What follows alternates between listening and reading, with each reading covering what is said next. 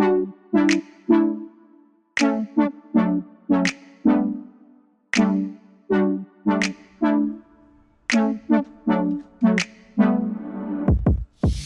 you're a filmmaker and you're also interested in making videos online, one of the best things I think that you can make are video podcasts. If you can imagine taking like a podcast episode and breaking it into smaller things, you end up getting a lot more bang for your buck, and it ends up being a really good use of your time to make a video podcast, which is part of the reason why I decided to make one with my friend Mateo.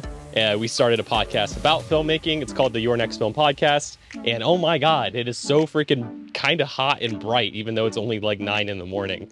I literally came out here and my lens fogged over. It's so freaking humid today. But in today's video, I'm going to show you how I edit my video podcast and kind of go over my workflow. So with that out of the way, let's go. Okay, so to get started for today, I'm going to show you how I edit my video podcast. And it all starts with this. This is a Atomos enclosure for just like a standard SSD. I shoot on a Atomos Ninja V for our podcast, and part of the reason why I do that is because it gets around some of the recording limits that the Panasonic S5 has, which is the camera that I use to shoot the podcast and shoot everything else. So it all starts with this SSD. So let me grab my adapter. Okay, that took longer than it needed to, but it starts with this adapter. My desk is also surprisingly messy. I'm usually pretty clean. Okay, so now that I have my SSD, just go ahead and open it up. So there's only 4 files because we batch record 4 videos at a time, but I think there was a couple moments where we started rolling and weren't actually ready. So I have 5 files. Fascinating stuff, I know. So the first thing we're gonna do is open up this first file and just make sure this is the podcast episode. That is true. Yes, it is. Okay, so this is where it really begins. So we're going to open up an app called Descript.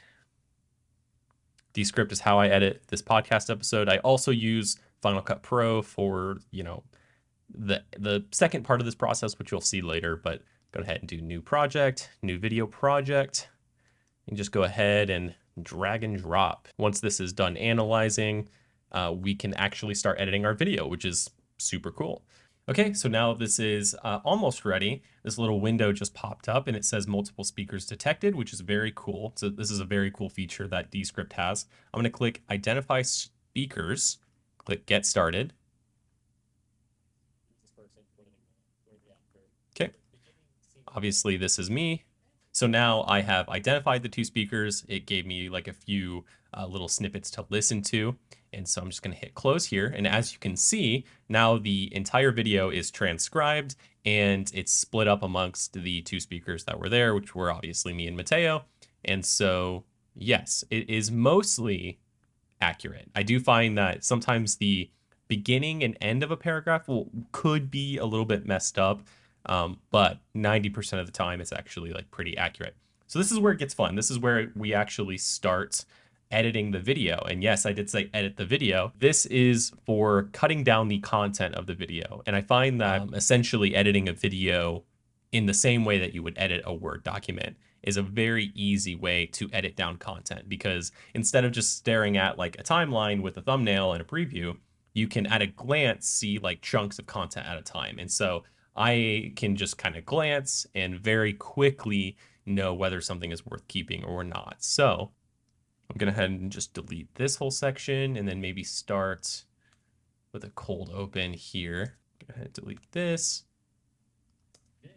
So one thing that I forgot to do, and one thing that I usually do before I even kind of get into editing the content, is I click this little feature right here. It's called Edit for Clarity. So basically what Edit for Clarity does is it removes filler words and it sort of takes the entire transcript and then it edits it down based on just, if we went on a tangent or if there was something that was redundant, unnecessary, etc. It's going to edit that down for us. And I find that it's a really good starting place. Now, obviously, I'm not just going to take what it gives me at just face value. I'm going to, look it over, but I find that this is a really good place to start. So I'm going to go ahead and hit submit. So far, this looks good. I'm going to hit apply edits to script. So what it's going to do just by default is it's going to strike through all of the sections that it feels were redundant. Now, those sections are still present in the video file, obviously, You can edit in a very non-destructive way. And if you just simply strike through the text, when we export later on, it's actually going to just skip over those sections, which is really handy. So I do want to leave in this little banter about him getting a haircut. So the next step will be me just kind of going through this entire transcript, cutting out sections that, I feel are unnecessary, and, checking some of what this clear edit for clarity feature came up with. I do find that it does a pretty good job, but like I said earlier, it's really just a starting place. So we're going to go through this, make sure that, everything looks good. And once it's really tidy, we're going to move on to the next step. So let's just get to editing.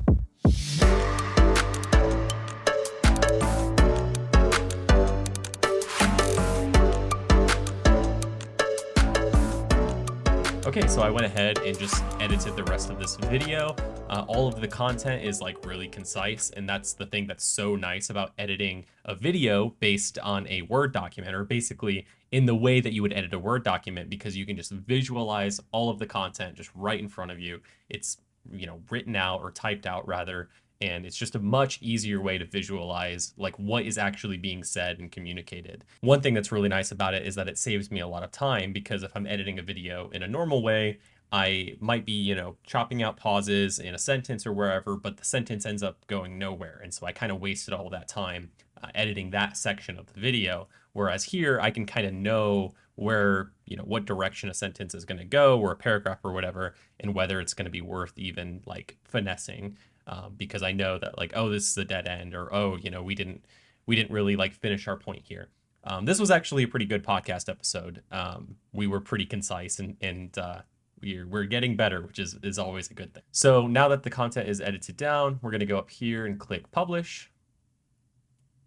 We're going to go to export, timeline, Final Cut Pro, XML, because I edit in Final Cut Pro. If you were using Premiere instead, or DaVinci Resolve, you can export those XMLs as well, but I'm just going to go with Final Cut Pro because that's what I use. Click export, and then I'm just going to go put this on the desktop for now. I'm kind of working on a new post-production workflow where I just store all of my media inside of my Final Cut Pro library, and that way, like, all of my clips and graphics and just sound effects, all the things I use to edit a video just stay inside of the Final Cut Pro project, instead of having all these files in a project folder or just kind of all over the place. I think this is potentially a better solution. Time will tell. So I'm going to make a new library. I make a new library for every month that we do the podcast. So we have one for May, we have one for June, we have one for July, and the July one is actually the one that I'm making right now. That's going to be July 2024. Going to go to File, New Event, Raw, and then inside of Raw, we are going to go to File, Import, XML. We're going to go to the desktop, find that folder that we just exported, which is here, and click Import on the XML. So now what it did is it created a project for us. And as you can see, it actually has all of the edits that we made inside of Descript, which is very nice. So every podcast episode is like a little bit different when it comes to the lighting. And so I usually will have to, I do have a preset for my lighting, but I do need to like make some adjustments to it. Doesn't usually take me too terribly long. I'm gonna go back into Dehancer. We actually don't do film emulation for any of this. We usually keep it pretty stock. One thing I like to do is draw mask. Come into here, click the mask, select my skin, then go into color wheels. And what we're trying to do is, if I go to the vector scope, there is a thing called the skin tone indicator, which is this line right here. And so what we want is we want our skin tone to be on that line for it to be correct. And so I'm going to add some green tint to correct it there. As you can see, if it's like really magenta, it's going to be skewed that way. If it's really green, it's going to be skewed that way. And so really we're just trying to get it on the skin tone line. Right there should be good. Put draw mask off. That's looking a little better. Sometimes I will make like an executive decision and just kind of like do it by eye a tiny bit, just, really dial it in. But otherwise, it's looking pretty good. Let's go into Dehancer. I like to put the film print on. Just adds a little bit of uh, saturation and contrast and just kind of pulls everything together in a way that I really like. I actually use the 65 millimeter 50 ISO film emulation stock. I like the film emulation. I like it looking grainy, but I don't want it to be too distracting. So I find that this adds like a really nice texture to the image. I like halation. I like the bloom. Give it all to me. I think it looks great. Dehancer is a great tool. I've been pretty much using it like for nearly every project for the past year, if not a little longer than that. It's been a really, really useful tool. And so far, this is looking really good. One thing I want to do real quick is I want to actually compare the way this looks to a past episode just to make sure that it, actually does look the same. I did have a preset for all of my color adjustments, and for some reason, whenever I put the preset on the clip, it was showing that the effect was offline, and I'm not really sure why that was. Probably because it was made in an older version of Final Cut Pro, because there was just an update recently, so that may have broken it. I don't know. I really don't know. But let's go to June exports, full episodes, or even pull up one where I'm wearing. You put on the rose-colored glasses and forget that in the 50s some people could vote. You're like, but look. Yeah, I think that looks pretty great. So one thing, to mention for us is that every episode is going to look just slightly different. And the reason for that is because we don't have like a dedicated setup for the podcast. So I kind of have to just arrange my living room and set everything back up for every single episode that we do. And so that just kind of makes, there's always like these little subtle differences here and there with just like the look of the podcast. Sometimes my camera settings are slightly different, like I mentioned earlier. I shot the most recent episodes at a lower f-stop, which kind of helped keep things in focus. I actually think it looks much better. It helped keep things in focus, and so, I mean, that was really what I was going for. Okay, so I'm pretty happy with how this looks. So what we're going to do now is just copy that effect. So I'm just going to select all my clips and hit Shift Command V, and it's going to paste the effects that we just worked on onto all of the clips. So the next step is actually the most tedious one, and it's manually going in and cropping in on the person's face who is talking at any given moment. And the reason why I like to do this is because it just adds more visual interest to the podcast. And it also makes it feel like we used 3 cameras. So obviously we only had the one and it was set to a wide shot of both of us. But this way, it adds some visual interest and feels like there are actually 3 cameras. I don't think it's really fooling any filmmakers, but it does make it look a little nicer.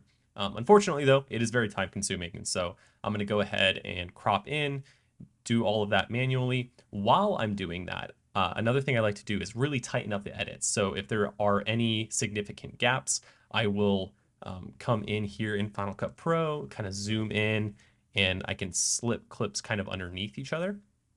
And I find that that helps a lot. Just kind of cut out some of the, the dead pauses in the middle of each of these takes. Okay, so once I've done all of that, the next step is to go in and add all the fun little visual elements that you see in the podcast. And by fun visual elements, I'm basically just referring to our lower thirds. It's not really that involved, but I'm going to open up one of our previous episodes, and I'm just going to copy and paste what I did over here. So I'm going to take my graphics from here, but to kind of visualize the final product even more, to pull up this previous episode. This is episode 12. It's actually not even out yet, but it is finished. I like to streamline our production process by having. I actually have 2 music options that I use for the intros, and I have the same music track that I use for the outro of every single podcast. And so really, it's just a matter of basically importing that.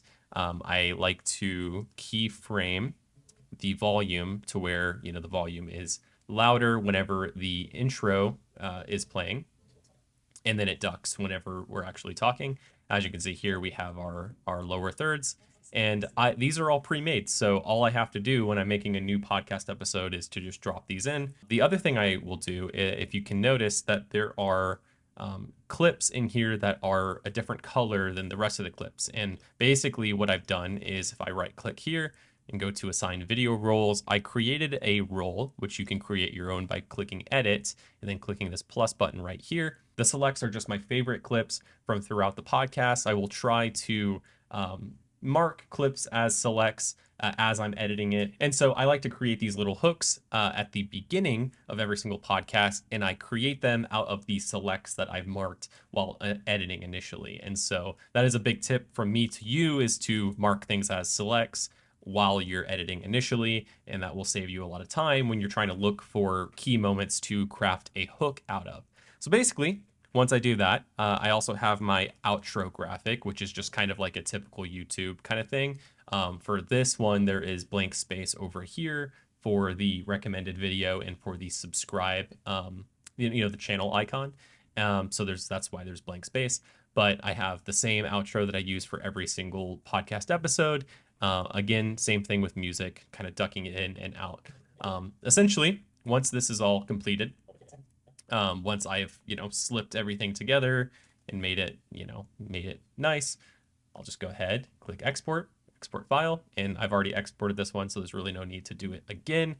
The resolution is 3840 by 2160, 4K, and drop frame 24 frames per second. So that's pretty much all there is to it. That's how I edit my podcast. I'm actually going to set my camera down here because this thing is kind of heavy, especially with the cage. But yeah, hopefully you got some insights out of that. I think the main takeaway is that Descript is a really powerful tool to edit down content. By content, I mean the thing that your videos are actually about.